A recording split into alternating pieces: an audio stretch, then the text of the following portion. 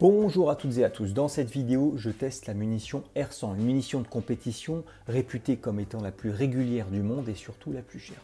On va tester ça dans ma carabine 22 long rifle bon marché, on va également décortiquer la munition, voir ce qu'elle a dans le ventre, qu'est-ce qui fait sa régularité, sa grande régularité.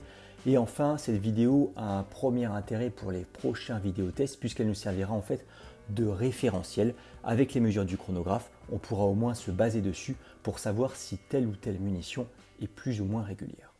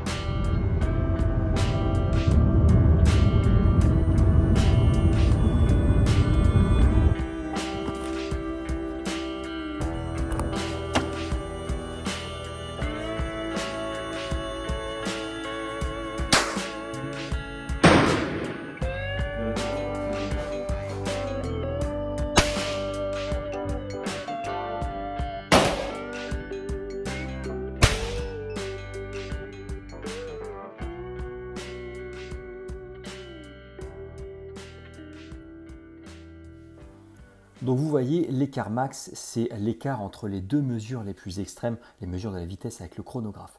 Vous voyez qu'ici, la CCI Minimag, on est sur du 20,5 mètres secondes. Effectivement, ça paraît extrême, c'est la plus extrême de ce que j'ai pu relever. Par contre, on arrive quand même à des niveaux de précision qui sont plutôt pas mal. Donc bien évidemment, ces chiffres sont à conditionner, notamment avec l'utilisation de la carabine fédérale, donc une munition lambda punchy, la target rifle qui est plutôt une munition plus que correcte. On voit qu'on arrive quand même à 14 mètres secondes et là c'est assez impressionnant. La R100, effectivement, c'est tout un symbole l'écart max puisque ça nous montre à quel point la munition R100 est régulière. Quelque chose de plus parlant encore puisqu'elle s'attache à un plus grand nombre de mesures, c'est l'écart type. L'écart type mesure la dispersion. Plus l'écart type est faible, plus les mesures se regroupent autour de la moyenne. Alors c'est pas trop parlant parce qu'on a des chiffres comme ça qui se baladent tout seuls. La target rifle, l'écart type est de 4,81 et la R100 3,33. Mais ce sont bien ces chiffres qu'on va conserver pour les futurs essais de munitions. Et c'est à partir de là qu'on verra qu'une munition est plus ou moins régulière. Ce qui est un peu plus intéressant à regarder, ce sont les chiffres qui m'ont permis de faire ces calculs. Sur la R100, vous voyez bien qu'on a des relevés qui qui gravitent autour de la moyenne et qui ne sont pas extrêmes non plus, alors qu'avec la target, on monte carrément à 7 et on descend à 1. Ça montre bien qu'on est vraiment sur une munition ultra régulière en ce qui concerne la R100.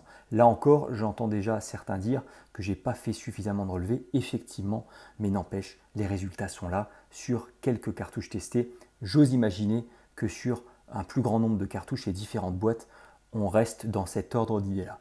Maintenant, on passe au décortiquage de la R100.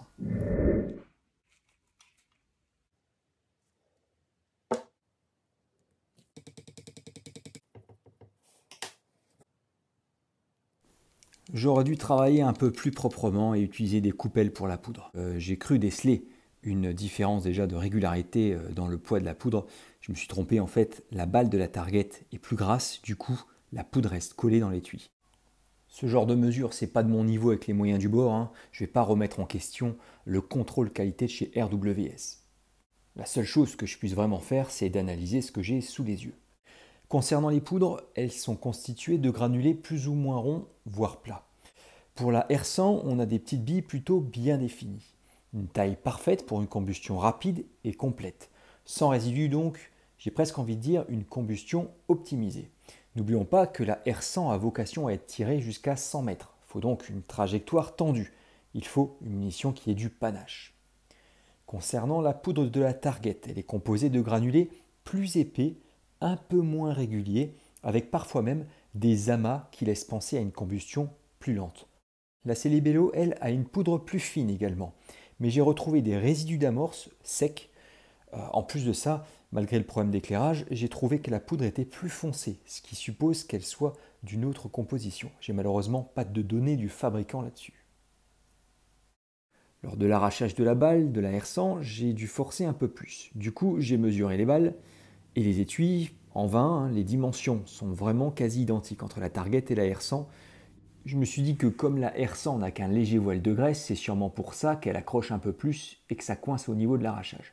En supposant bien entendu que la graisse de la Target se soit légèrement infiltrée.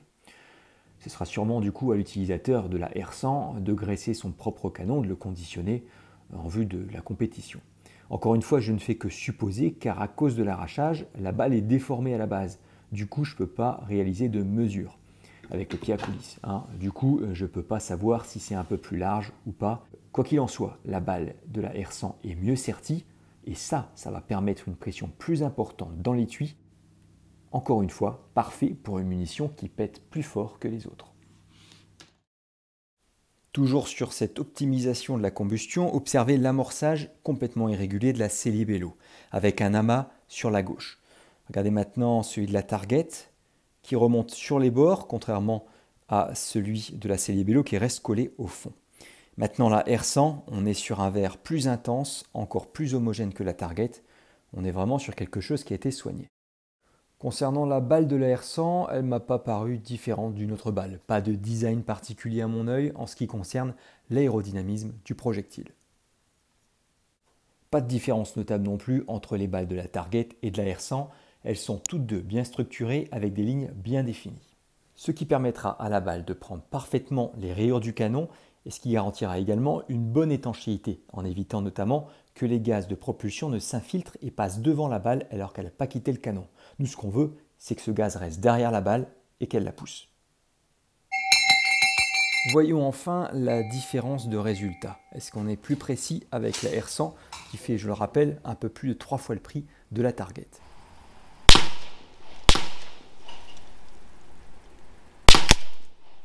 Les impacts de la Target se touchent, on a du mal à les compter, ce qui n'est absolument pas le cas de la R100 qui disperse un peu plus. C'est normal, j'ai un canon de 50,3 cm qui n'est pas fait pour tirer de la munition haute vitesse.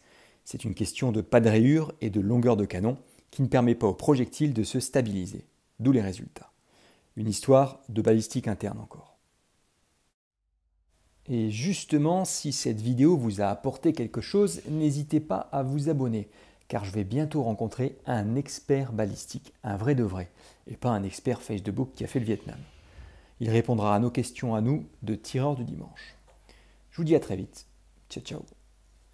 Voilà, j'ai oublié de préciser une petite chose concernant la poudre. Vous voyez, le petit grain, les petits granulés permettent, à mon avis, des ajustages, c'est le cas de le dire, des machines, des doseuses, pour pouvoir remplir correctement et de manière la plus homogène possible une même boîte de cartouches.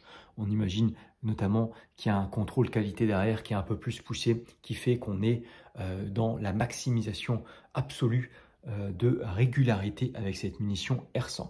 Voilà, cette vidéo touche à sa fin. J'espère qu'elle vous aura apporté quelques petits éléments concernant cette munition hors norme. Je vous dis à très vite pour une prochaine vidéo. Ciao, ciao.